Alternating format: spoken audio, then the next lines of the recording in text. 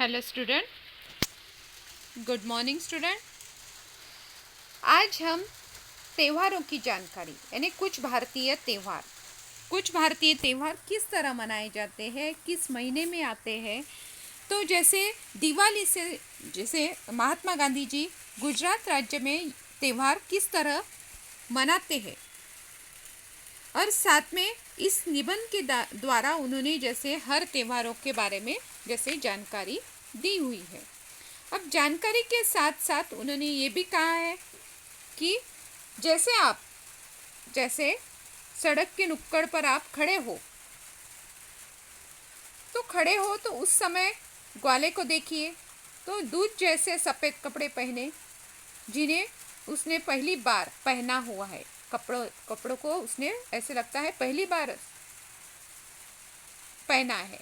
लंबी दाढ़ी चेहरे के दोनों और ऊपर को फेरकर पगड़ी के नीचे बांधे कुछ गाना गाता हुआ आ रहा है, ऐसे दृश्य बताए हैं। अब उसके साथ गायों का झुंड भी है।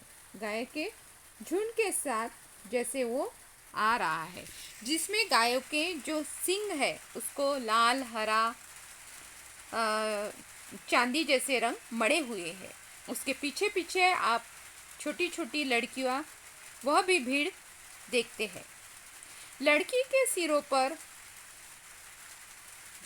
पर कुंडलियों पर सीधी हुई छोटी छोटी मटकियां जैसे लड़कियों के सिरों पर है। आपको कुतूहल हो रहा होगा कि उन मटकियों में क्या है, मगर उस असावधान बालिका की मटकी से थोड़ा सा दूध झलक जाता है और आपका कुतूहल शीघ्र ही जैसे मिट जाता है। अब आप उस ऊंचे तगड़े सफ़ेद मूछों वाले आदमी को देखिए, जो अपने सिर पर सफ़ेद पगड़ी बांधे हुए है। उसकी पगड़ी में सफ़ेद पगड़ी बांधे हुए, उसकी पगड़ी में लंबी सरकंडे की कलम खुपसी हुई है। अपनी कमर में एक लंबा दुपट्टा लपेटे हुआ है, जिसमें एक चांदी की दवात खुसी हुई है। आपको जानना चाहिए कि वह बड़ा साहूकार है, ऐसे उसके रवैये से जैसे लग रहा है। इस तरह आपने तरह तरह के लोगों को देखा, हर्ष और उल्लास से भरे हुए मज़े के साथ घूम रहे हैं। अब जैसे हर किसी ने कुछ नया पोशाक धारण कर लिया है और हर कोई इस उत्सव को बहुत धूमधाम से उत्साह से और हर्ष से मना रहा है। अब रात आ गई। सड़कें आँखों को अब जैसे चकाचौंध दिखने वाली रोशनी दमक रही है। स्त्री पुरुष बालक सब अच्छे वस्त्र पहने हुए हैं और करीब करीब सभी वस्त्र अलग अलग रंग के हैं। सबके वस्त्र कैसे हैं? अलग अलग रंग के हैं। उनकी अद्भुत बहुरंगी छवि इंद्रधनुष्य की छवि प्रस्तुत कर रही है, यानी उनकी जो छवि है वो इंद्रधनुष्य की छवि प्रस्तुत कर रही है। आज की रात विद्या की देवी सरस्वती के पूजन की रात भी है। जो विद्या की देवी सरस्वती की पूजन की भी रात है। व्यापारी लोग पहली मर्ज जैसे दर्ज करके अपने नए बही खाते भी आज के दिन शुरू करते हैं। दर्ज करके अपने नए बही खाते शुरू करते हैं। पूजा के अंत में बिल्कुल अधीर बने बच्चे पटाखे सुलगाते हैं, और क्योंकि यह पूजा सब जगह एक निश्चित समय पर होती है। सड़कें पटाखों के धमाकों, पटपटाहट और सुरसुराहट से गूंज उठती है। आप सबको पता है जब हम दिवाली का त्यौहार मनाते हैं तो उस समय में जैसे शाम को हर किसी के घर में उत्साह के साथ, हर्ष के साथ पूजा होने के बाद पटाखों की बौछार होती है। और कुछ ज़्यादा नहीं तो कुछ थोड़े प्रमाण में तो लोग पटाखे फोड़ते हैं, ये पटाखे उड़ाते भी और फोड़ते हैं। अब जैसे ये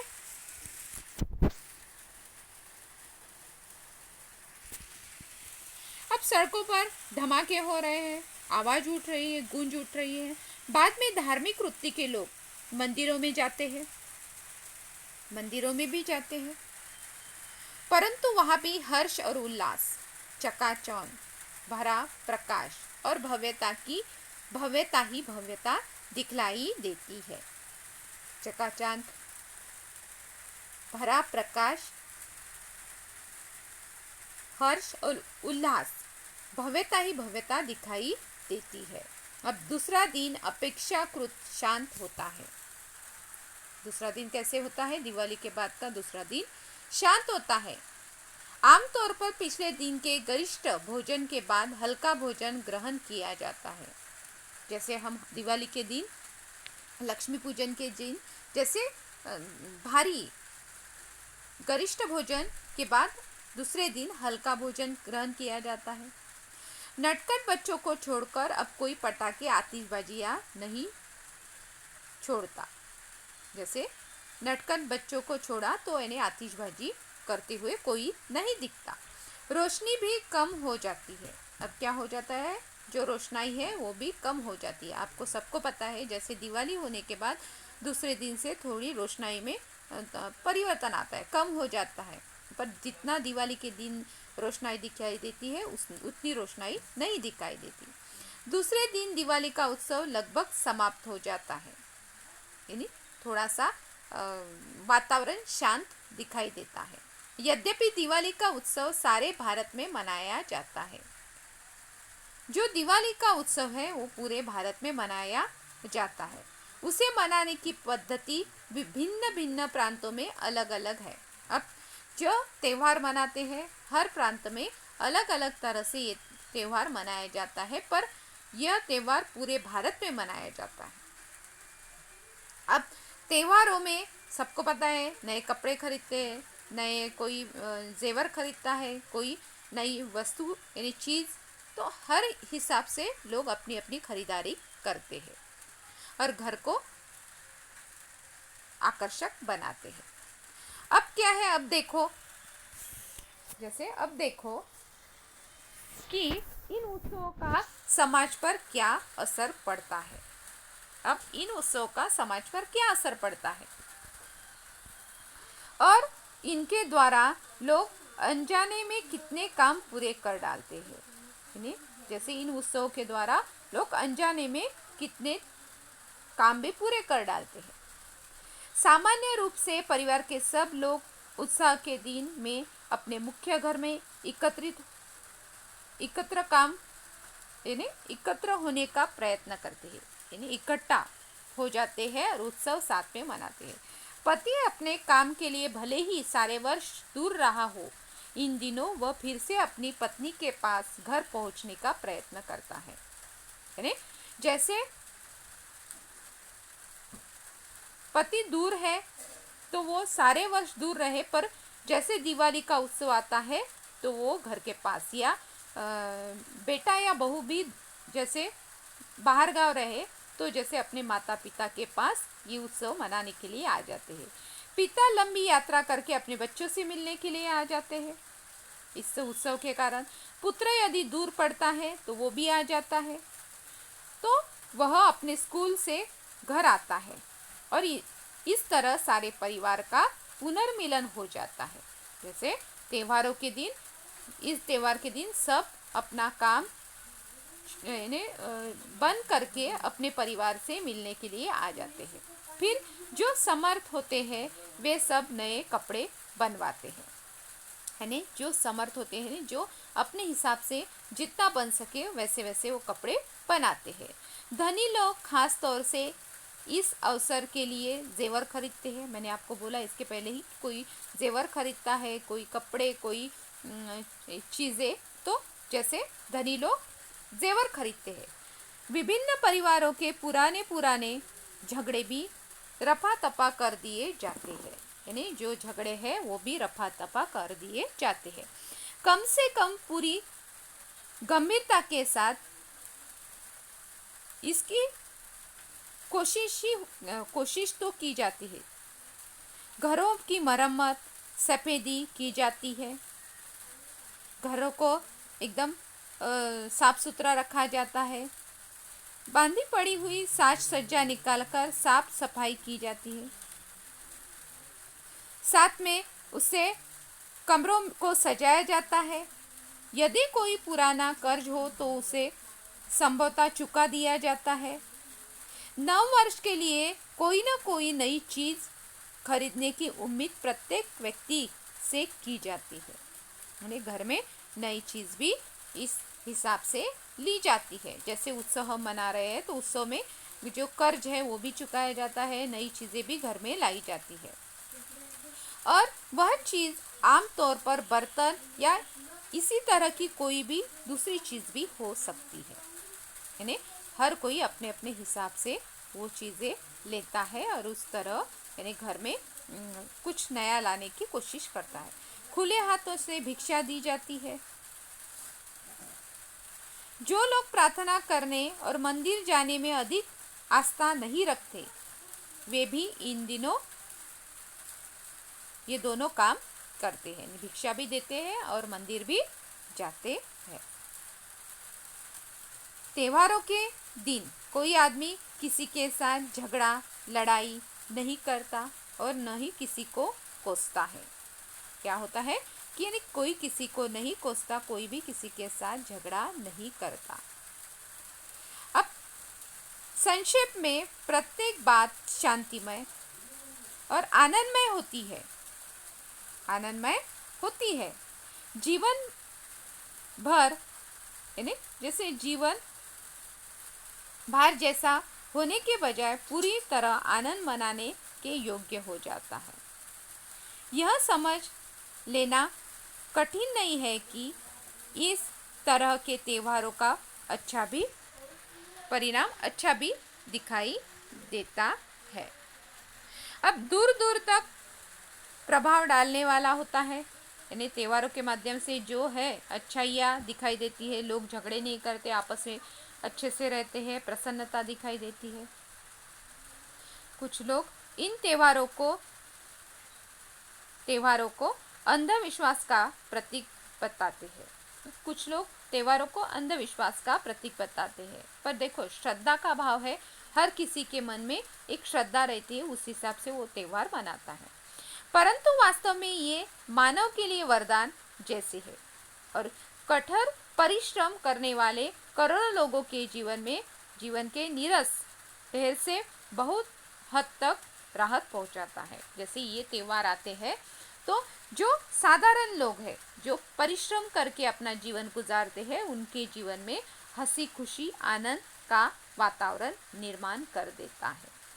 देखो पूरा परिवार साथ में आता है, हंसी मजाक के साथ त्योहार मनाया जाता है, नई नई चीज़ें खरीदी जाती है, छोटों को बड़ों को कपड़े दिलवाए जाते हैं और हर तरह से हर कोई अपने अपने हिसाब से ये त्योहार मनाने की कोशिश करता है।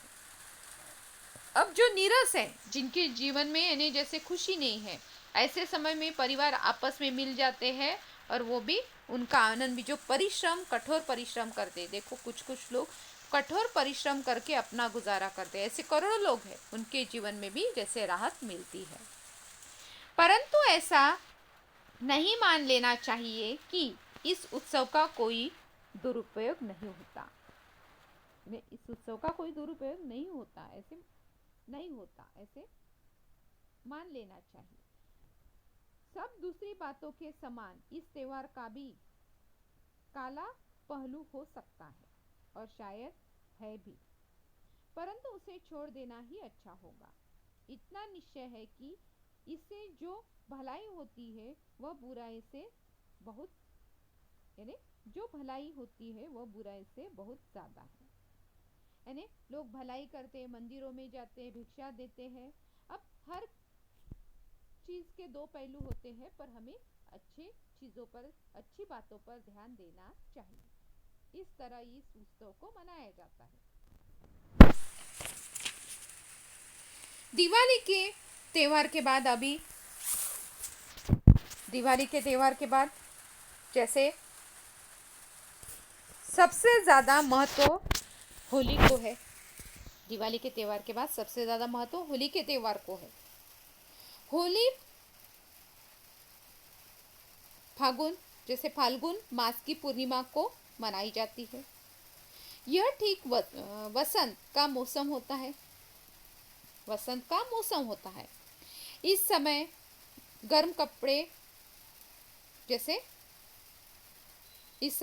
गर्म कपड़े छोड़ दिए जाते हैं। जैसे ठंड खत्म हो जाती है और जैसे गर्मी शुरू हो जाती है, तो जो गर्म कपड़े पहनते हैं उसे छोड़ दिया जाता है। अब कपड़ों का चलन शुरू हो जाता है। इस दिन अगर आप कहीं किसी मित्र के घर चले गए तो मित्र जैसा होगा उसके अनुसार आप गंदे या खूबसूरत पानी से ज़रूर ही नहलाया, यानी आपको नहलाया जाता है। नहलाया यानी क्योंकि वो होली रहती है और हर कोई अपने अपने तरीके से मनाता है। अब आपका मित्र जैसे गंदे पानी से रहे, खुशबूदार पानी से रहे, वो आपको नहलाएगा। रंगों के साथ आपको नहलाया दिया जाता है। इस दिन एक दूसरे के ऊपर कीचड़ आदि भी फेंका जाता है। अब पर ऐसे देखा जाए तो हम जैसे रंग खेलने हैं तो किस तरह खेलने चाहिए कि पानी की भी बचत होनी चाहिए और हमें पानी को भी बचाना है, और रंग भी ऐसे लगाने चाहिए कि जो प्राकृतिक हो, यानी जिसका हमारे चेहरे पर या हमें उसके साइड इफेक्ट नहीं होने चाहिए। ऐसे ही रंग लगाने चाहिए। अब यहाँ पे बताया है कि कीचड़ वगैरह फेंका जाता है, और कहीं आप सफ़ेद कपड़े पहनकर बाहर निकल गए तो हो सकता है कि आप कीचड़ से सनकर ही वापस आएंगे। जैसे आप कीचड़ से ही सनकर वापस आएंगे। अब जैसे त्यौहार यहाँ पे किस तरह मनाया जाता है, साथ में अब होली के दिन यह सब अपनी चरम सीमा पर पहुंच जाता है। परंतु संतोष की बात यह है कि अब शिक्षा की उन्नति के साथ ये प्रथाएं धीरे धीरे अब क्या हो रही है, निश्चित रूप में मिटती जा रही है। अब जो लोग ज़रा सुसंस्कृत होते हैं वे लोग इस त्यौहार को बहुत सुंदर ढंग से मनाते हैं। देखो, त्यौहार मनाने के भी अपने अपने हिसाब से अपने अपने ढंग होते हैं। वे कीचड़ की जगह रंग के पानी और खुशबूदार जल का उपयोग करते हैं। लोटे भर भर कर पानी फेंकने के बदले पानी छिड़कना यानी काफ़ी होता है।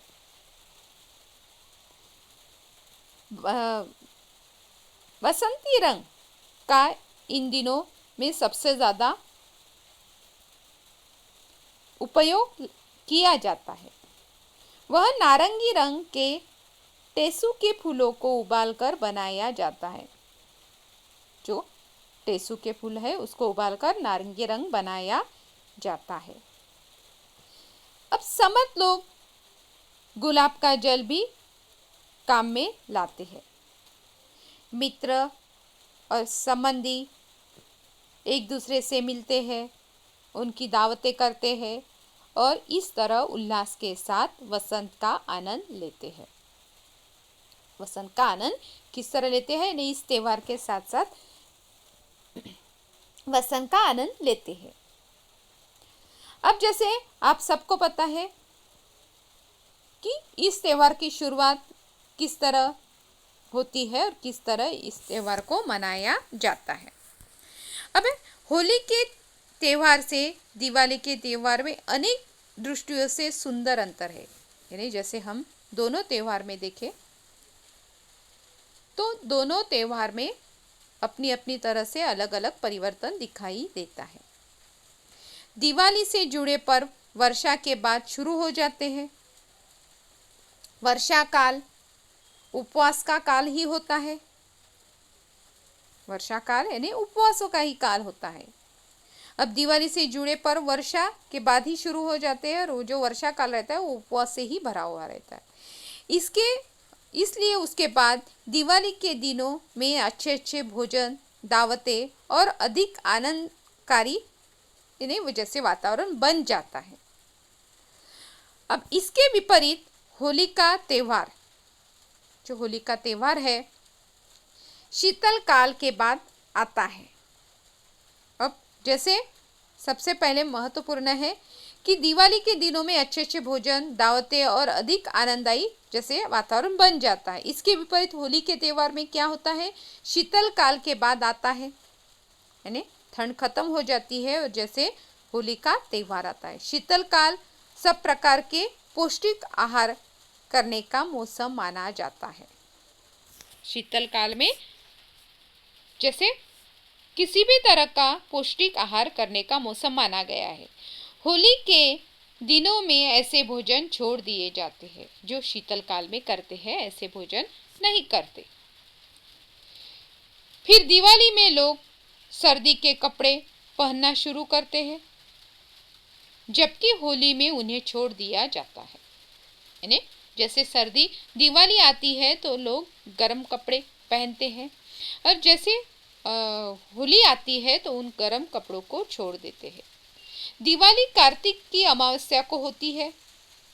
दिवाली कार्तिक की अमावस्या को होती है, अतः उस दिन खूब रोशनी के यानी रोशनाई लाई जाती है या रोशनी की जाती है दिवाली के दिन, क्योंकि अमावस्या रहती है और उस दिन क्या रहता है, रोशनाइयों के साथ, प्रकाश के साथ लक्ष्मी जी का स्वागत हम करते हैं।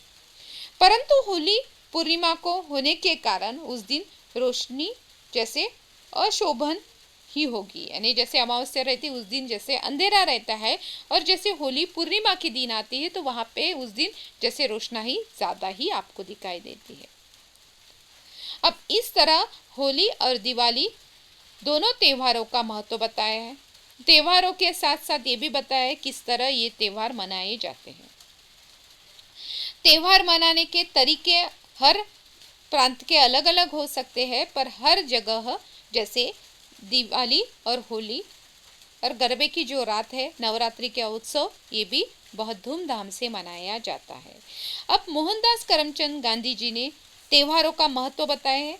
यहाँ पे इस लेसन के माध्यम से, इस निबंध के माध्यम से उन्होंने भारत में त्योहारों का महत्व, अब दीपावली किस तरीके से मनाते हैं, होली का बदलता स्वरूप बताया उन्होंने। अब जीवन में जैसे लोग मिलजुल कर रहते हैं, दूर दूर से आते हैं और एक दूसरे के साथ मिलकर ये त्योहार, अब हमारी जो जीवन शैली है उस हिसाब से भी हम त्योहार मनाते हैं। और त्योहार साथ में मनाने से क्या होता है, जो आपसी यानी जो रिश्ते रहते हैं वो मजबूत होते हैं, वो मजबूत होते हैं और वो मजबूत होने के कारण जो है वातावरण, साथ में इस वातावरण का प्रभाव छोटों के साथ बड़ों पर भी पड़ता है। तो हम मिलजुल कर इन त्योहारों का स्वागत करते हैं, त्योहार मनाते हैं और इस तरह त्योहार जैसे हर उत्साह के साथ अपने अपने तरीके से हर कोई उसे मनाने की कोशिश भी करता है।